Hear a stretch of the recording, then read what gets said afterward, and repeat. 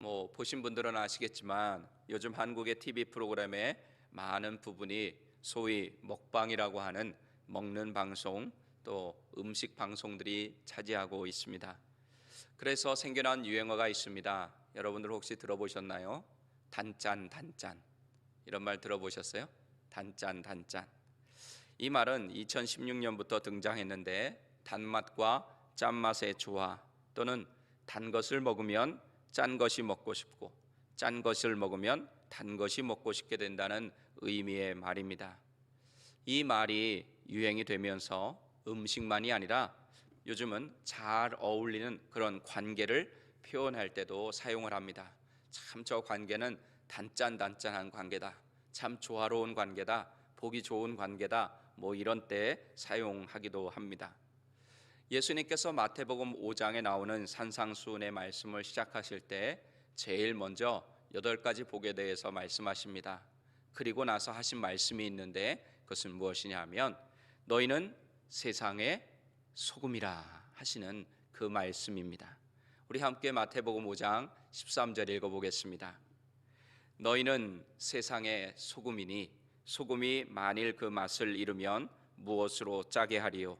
후에는 아무 쓸데없어 다만 밖에 버려져 사람에게 밟힐 뿐이니라. 아멘. 세상의 소금이란 말씀은 성도는 세상 가운데 살면서 맛을 낼 수 있어야 한다는 뜻입니다. 맛을 낸다는 뜻은 무슨 뜻이고 맛을 잃는다는 뜻은 무슨 뜻일까요?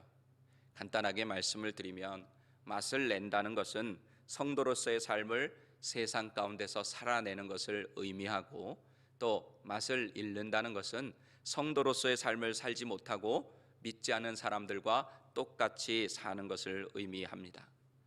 세상에서 소금으로 사는 것이 성도의 삶이라면, 그렇다면 반대되는 삶도 있을 것입니다. 그것은 바로 세상의 단맛을 추구하며 사는 삶입니다. 원수마귀는 세상 사람들에게 단맛으로 사는 법을 가르쳐 줍니다. 그것의 핵심은 자신의 삶의 주인이 자신이 되라고 말하는 것입니다. 가르치는 것입니다. 세상의 중심이 나라고, 내 인생의 주인은 나라고, 이렇게 가르치는 것입니다. 멋있어 보이지만 이 삶은 이미 하나님이 원하시는 삶이 아니라는 것이 에덴 동산에서 판명이 났습니다.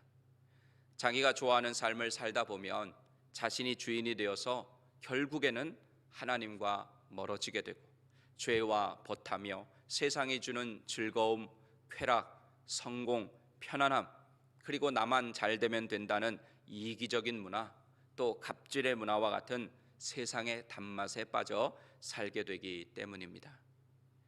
음식은, 또 세상은 단맛과 짠맛이 조화를 이루어 최상의 효과를 낸다고 하지만, 주님이 원하시는 성도의 삶은 그렇지 않다는 사실을 알아야 합니다. 오히려 성경은 단맛만 추구하는 삶과 소금으로 살아가는 삶은 서로 섞일 수 없으니까 단맛으로 사는 삶에서 돌아서라, 이렇게 말씀하고 있습니다. 디모데후서 3장 1절에서 5절의 말씀, 우리 같이 읽어보겠습니다. 너는 이것을 알라. 말세에 고통하는 때가 이르러 사람들이 자기를 사랑하며 돈을 사랑하며 자랑하며 교만하며 비방하며 부모를 거역하며 감사하지 아니하며 거룩하지 아니하며 무정하며 원통함을 풀지 아니하며 모함하며 절제하지 못하며 사나우며 선한 것을 좋아하지 아니하며 배신하며 조급하며 자만하며 쾌락을 사랑하기를 하나님 사랑하는 것보다 더하며 경건의 모양은 있으나 경건의 능력은 부인하니 이 같은 자들에게서 내가 돌아서라. 아멘. 사도 바울이 아들과 같은 디모데에게 해준 말입니다. 그런데 많은 그리스도인들이 세상 가운데서 단맛을 즐김과 동시에 소금으로 살아갈 수 있다고 생각을 합니다. 무슨 말입니까? 단맛과 짠맛이 조화를 이룬다 하는 생각으로 살아간다는 것입니다. 그리고 그런 신앙생활을 아주 지혜롭고 세련된 신앙생활이라고 착각하는 것이 더 문제입니다. 무식하게 신앙생활하는 사람들을 바라보면서 아, 저 광신도야. 요즘 누가 저렇게 신앙생활해? 하면서 마치 세상과 교회를 오고 가면서 그렇게 신앙생활, 적당하게 신앙생활하고 편하게 신앙생활하는 것을 아주 세련된 신앙생활인 것처럼 또 생각을 하는 것, 이것이 더 큰 문제라는 것입니다. 오늘 본문에는 하나님이 싫어하시는 단짠단짠의 삶을 살고 있는 사람이 나옵니다. 바로 아브라함의 조카 롯입니다. 저는 오늘 본문 말씀에 의지해서 단맛과 짠맛이라는 제목으로 거룩함과 세상적인 것이 서로 조화를 이룰 수 있다고 원수마귀가 유혹하는 이 시대를 사는 우리에게 주시는 은혜를 나누고자 합니다. 한국의 양형주 목사님이라는 분이 쓴 평신도를 위한 쉬운 장색이라는 책에서 이 땅 가운데 살아가는 성도의 삶을 크게 네 가지로 설명하고 있습니다. 첫째는 세상에 휩쓸려 사는 성도입니다. 짠맛을 잃고 그냥 휩쓸려 살다 보면 어느덧 세상 속에 짓밟히며 사는 삶입니다. 둘째는 세상과 신앙 사이를 오락가락하는 성도입니다. 짜기는 짠 것 같은데 소금은 소금인 것 같은데 소금인지 설탕인지 잘 구분이 안 되는 그런 삶을 사는 삶, 그것을 말합니다. 셋째는 세상으로부터 고립이 되어 있는 성도입니다. 아예 소금끼리만 모여 사는 거예요. 나는 세상의 소금이야 하면서 소금끼리 모여 사는 삶. 세상에 들어가 녹아져야 하는 것이 소금의 사명인데 오히려 소금끼리만 모여서 소금끼리만 좋아하고 세상 가운데 녹아 들어가기를 싫어하는 삶입니다. 넷째는 세상에 들어가 제대로 짠맛을 내는 성도입니다. 눈에 띄지는 않지만 그곳에서 묵묵하게 녹아져서 소금의 맛을 제대로 내면서 사는 삶입니다. 그러면 오늘 본문에 등장하는 롯은 어떤 유형에 속한다고 여러분들 생각하십니까? 첫 번째, 두 번째, 세 번째, 네 번째, 기억이 잘 안 나시겠지만 두 번째, 바로 오락가락하는 성도입니다. 세상에도 있다가 또 교회 신앙 안에서도 있다가, 세상에도 있다가 믿음 안에서 있다가, 세상에 있다가 요즘 말로 하면 교회 안에서도 있다가 하는 그런 성도의 유형입니다.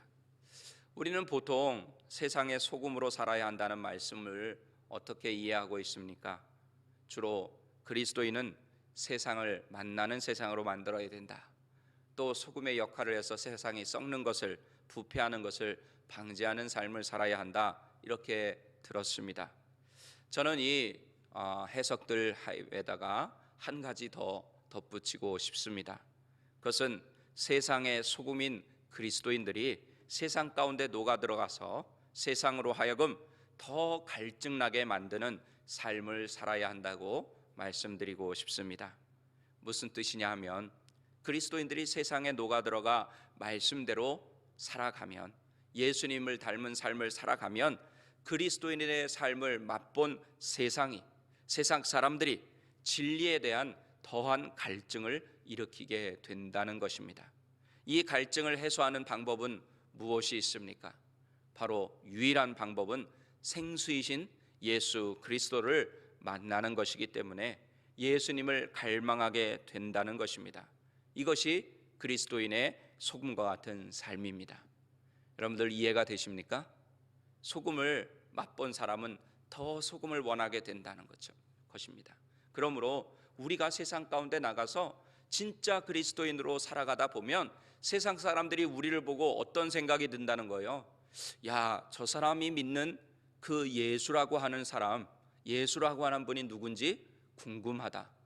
저 사람이 다니는 교회 한번 나도 가보고 싶다. 저 사람이 믿는 종교인 기독교라고 하는 것을 나도 한번 알고 싶다. 이런 마음이 든다는 거예요.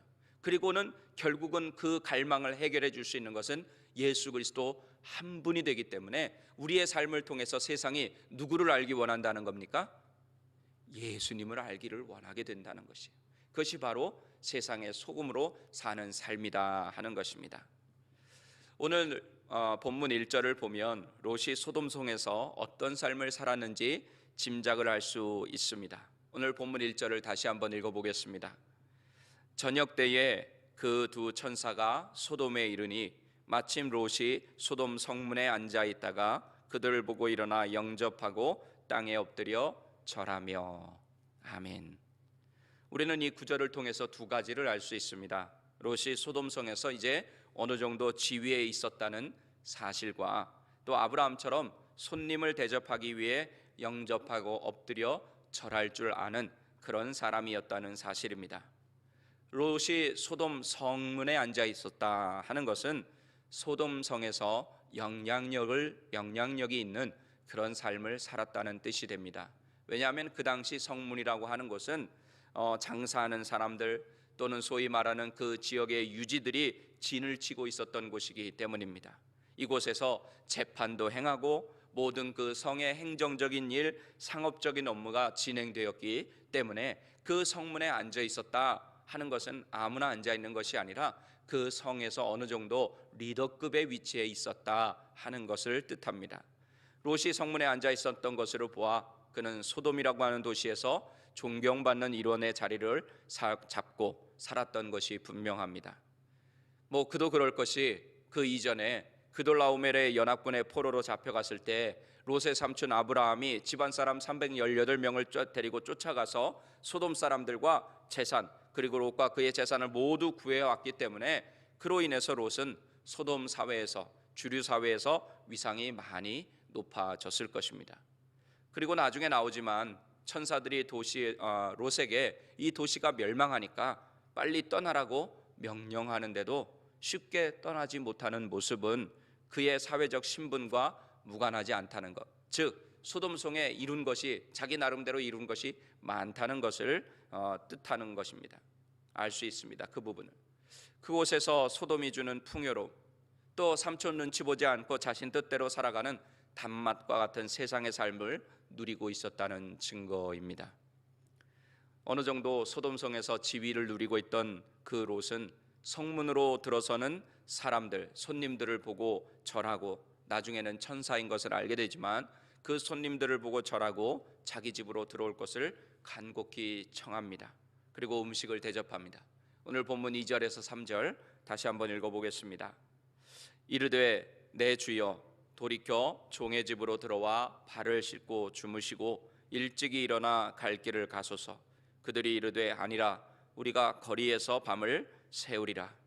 롯이 간청함에 그제서야 돌이켜 그 집으로 돌아오는지라. 롯이 그들을 위하여 식탁을 베풀고 무교병을 구우니 그들이 먹으니라. 아멘.